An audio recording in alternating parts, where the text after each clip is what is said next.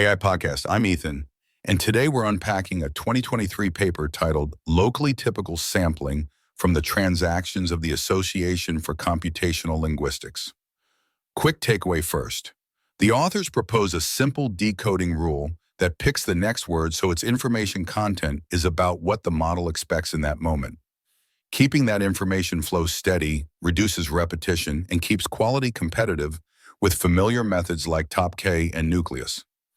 Beam search still has a slight edge on summarization, but this new rule is a strong, stable alternative. I'm Maya, so the idea is to keep the surprise level steady. Got it. Who led this work? It's by Clara Meister and colleagues working across ETH Zurich and the University of Cambridge, published in 2023 in TACL. All right, before the method, what problem are they trying to solve? Modern language models score well on perplexity, yet their outputs can be bland, repetitive, or drift off topic. A big lever is the decoding strategy you use to turn probabilities into text. Greedy decoding can collapse into generic answers, while unrestricted sampling can spiral into loops. The authors look at this through an information theoretic lens and ask whether generation should maintain a steady rate of information, more like how humans write and speak. That makes sense. When a sentence suddenly becomes too predictable or too chaotic, it feels off. Exactly. Now, existing decoders like temperature, TACL, and nucleus help, but they can be sensitive to their knobs. Push them a bit too far and quality slips or repetition creeps back. Typical set ideas have been floated before, but applying them directly to language generation isn't straightforward. So what's their move here? They introduce locally typical sampling. At each step, the model has a distribution over the next word. From that, you can compute the model's expected information for the next word. Then you favor candidate words whose surprise is close to that expectation.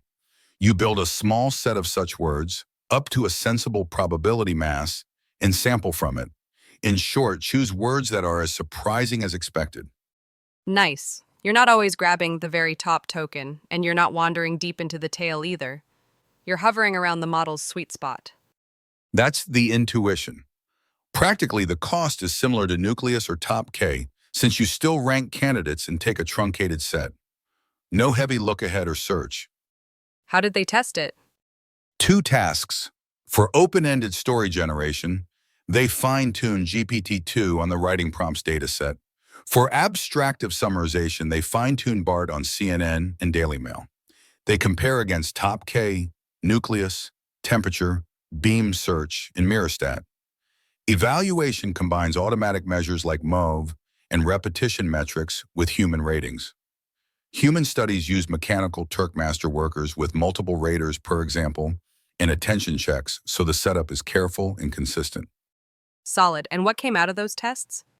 In story generation, locally typical sampling reduces degenerate repetition and produces text that human raters judge as competitive with, and often better than, the common stochastic baselines.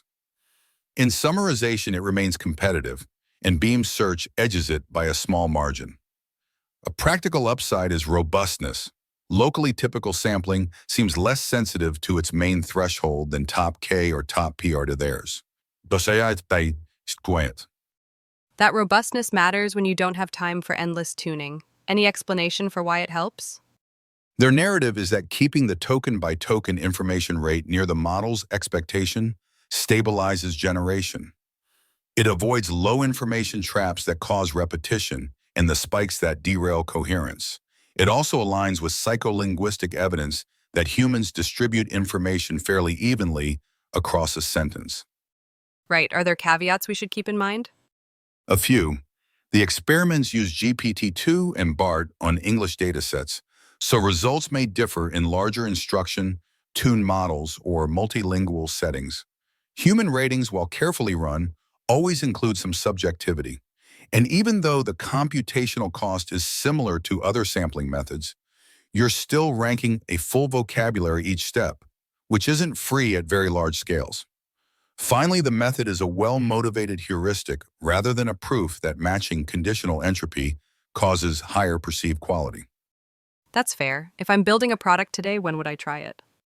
If you're using TACL or nucleus and fighting repetition or brittle hyperparameters, Locally typical sampling is a drop-in alternative worth testing.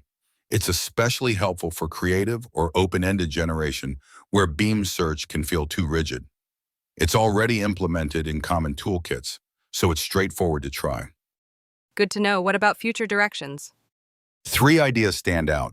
First, a deterministic variant that always selects the best candidate inside the locally typical set might narrow the gap with beam search and summarization. Second, adaptive thresholds that adjust to context could make it even more stable.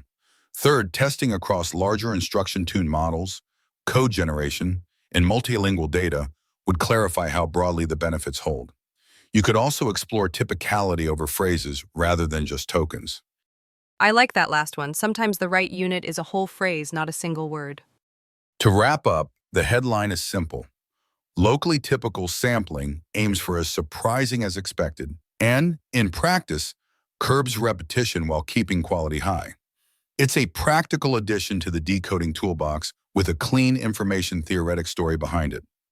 Clear and useful. Thanks, Ethan, and thanks to Clara Meister and her co-authors for a neat, testable idea. That's all for today on AI Podcast. If you found this helpful, share it with a colleague who cares about generation quality. Until next time.